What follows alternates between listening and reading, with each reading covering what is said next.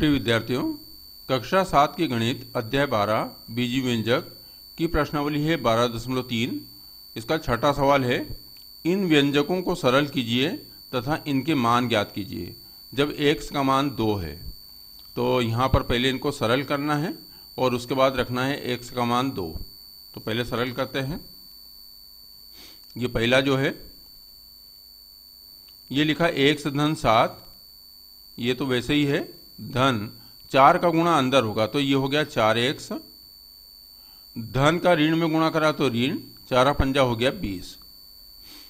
अब यहाँ पर देखो x और 4x ये दोनों धन के हैं तो ये जुड़ जाएंगे तो ये हो जाएगा 5x। फिर बचा धन के साथ और ऋण का 20, मतलब एक धन का और एक ऋण का तो घटा होगा।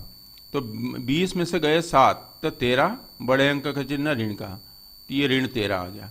अब ये सरल हो गया। अब रखेंगे हम x बराबर कितना रखेंगे 2, तो ये रखा 5 का x के साथ गुणा हो रहा है तो x बराबर 2 रख दिया, ऋण 13। तो ये आ गया 5 दूनी 10, ऋण 13। फिर 13 में से 10 घटाए 3, बड़े अंक का चिन्ह ऋण का। यहाँ इसको सरल करें, 3 का अंदर गुणा करा तो ये हो गया 3x, धन का चिन्ह 3 दूनी 6, धन 5x, ऋण 7।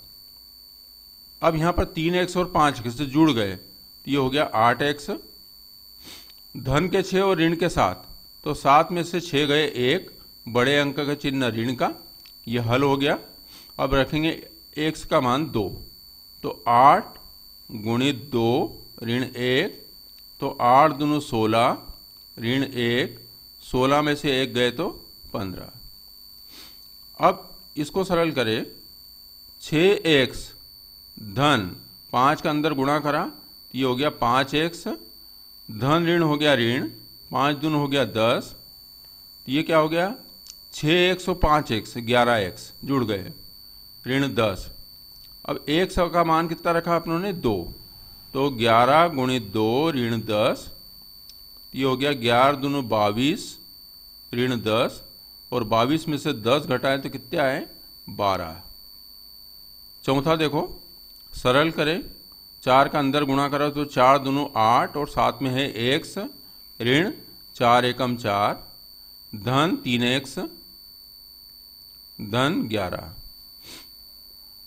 8x और 3x दोनों धन के हैं, जुड़ गए 11x, 8 और 3 11, 11x, 11 में से 4 गए तो कितना है 7, 7 आएंगे वो ये आएंगे धन के, तो ये आ गया 11x धन 7। तो 11x का मान रखा 2, धन 7, तो ये हो गया 11 दूनी 22 और 7, 22 और 7 कितने हो गए 29। तो ये था सवाल नंबर 6। अब हम करेंगे सवाल नंबर 5। सवाल नंबर 7, ये है सवाल नंबर 7।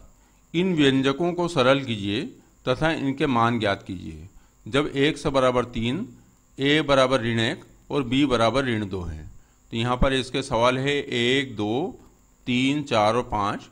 पहले हम ये 2 सवाल करेंगे या एक सवाल करेंगे, उनको साफ करते जाएंगे, अगले सवाल करते जाएंगे। तो यहाँ पर मान रखना है अपनों को x बराबर 3 रखना है, a बराबर ऋण 1 रखना है और b बराबर ऋण 2 रखना है। तो पहले करते हैं पहला सवाल। यहाँ पर रखा हमने 3x लिखा है तो 3, x की जगह रखना है 3, ऋण 5, फिर वापस ऋण, और x की जगह क्या रखना है वापस 3 रखना है, धन 9। तो ये हो गया 3 3 9, ऋण 5, ऋण 3, धन 9। अब ये हो गया 9 9 कितने हो गए 18, धन के हैं, ये दोनों ऋण के हैं 5 और 3 8, तो ये हो गया 18 में से 8 गए तो कितने आए 10 आए। ये आ गया उत्तर। दूसरा देखें, 2 ऋण 8, x का मान रखना है 3, धन 4, फिर x का मान रखना है 3, धन 4। तो ये हो जाएगा 2 ऋण 8 3 24, धन 4 3 12, धन 4। अब देखो यहाँ पर ये 24 है, ऋण के हैं। 2 धन के, 12 धन के और 4 धन के, तो 12 और 4 16 और 2 18, और ऋण 24 घटा होगा 24 में 18 गए 6, बड़े अंक का चिन्ह ऋण का हो गया। तो ये इसका उत्तर आ गया। अब हम करते हैं सवाल नंबर 3।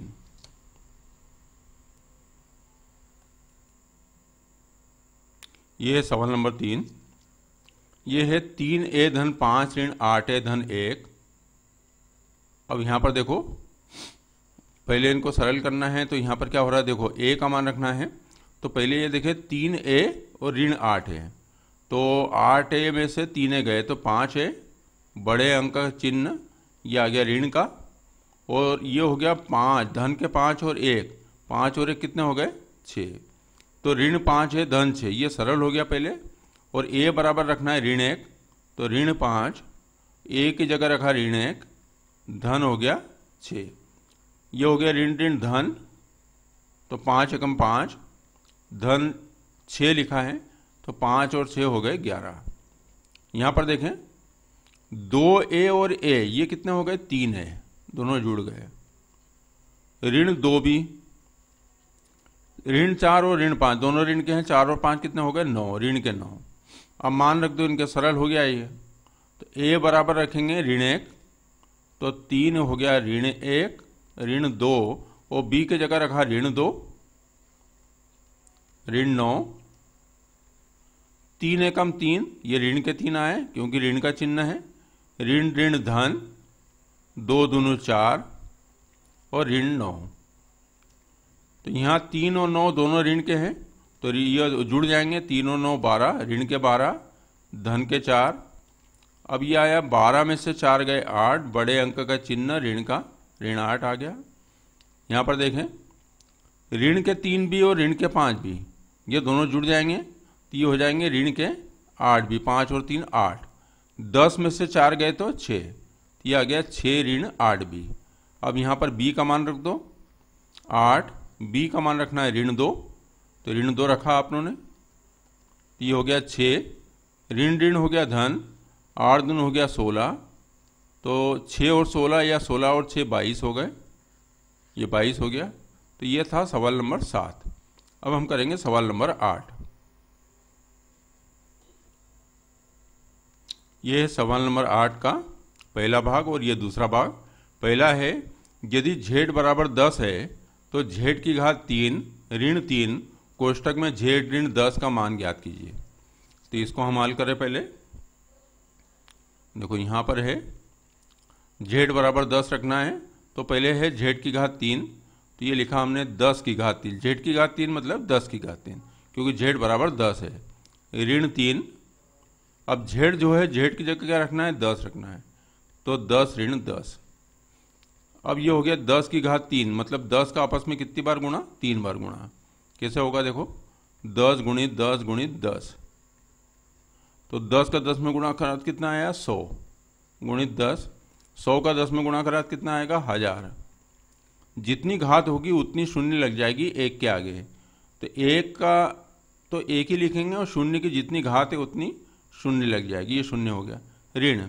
अब ये 10 में से 10 गए तो शून्य है, शून्य का 3 में गुणा करा तो शून्य, तो ये आ गया 1000।